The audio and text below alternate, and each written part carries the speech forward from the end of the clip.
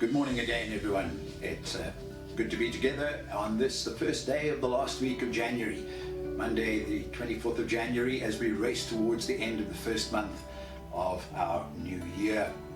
And we're working through God's word to the church in Philippi, to the Christians in Philippi, as given to them through the Apostle Paul, in what we have, and as God speaking to us through what is in our Bible as the Paul's letter to the Philippians.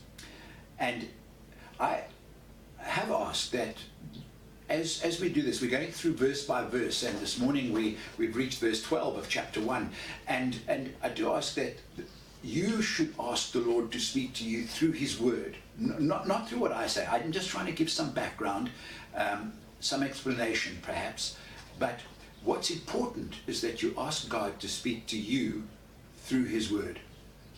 And so we look at verse 12 this morning, where the Apostle Paul has spoken of his affection for the church, of the fact that he prays for them, the fact that he has every expectation that they will continue in the faith until Jesus returns or takes them. And then he says this: "Now I want you to know, brothers, that what has happened to me has really served to advance the gospel." What has happened to me? What has happened? Paul had freedom. He had traveled all around what we would today call Turkey and Greece, and he hadn't been to Rome yet, other than as a prisoner now. But he has been in chains, in bonds, as the original word. He's been restricted because he's been under arrest. He was arrested in Jerusalem, and then spent time 2 years in Caesarea in prison. Caesarea is on the coast of the Mediterranean coast, and then he had appealed to Caesar, and he had ended up in Rome. And so in essence, for the last probably 5 years of his life, he had been restricted in prison. And it would be easy to think, why has God allowed this to happen? Here's a man who wants to share the gospel everywhere he can, is being used in the sharing of the gospel, and now he is restricted to prison, to imprisonment, to chains.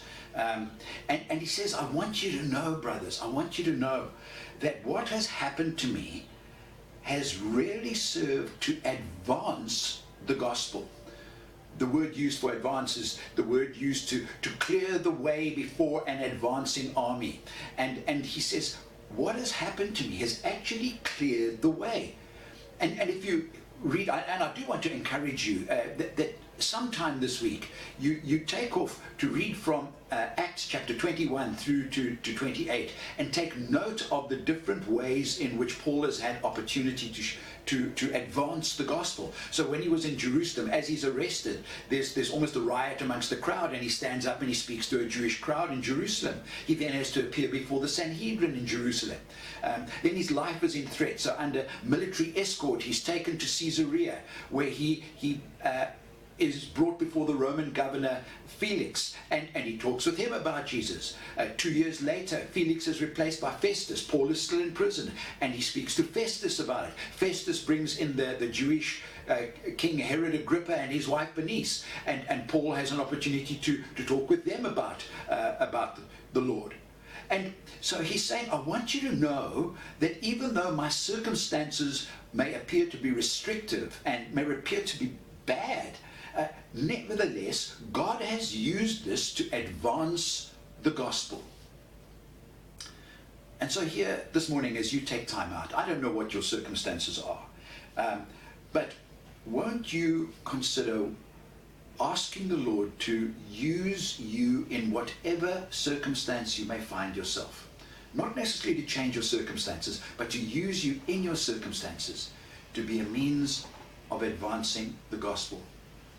Won't you take out time to spend with the Lord, to ask him to show you how you can use your circumstances to advance the gospel?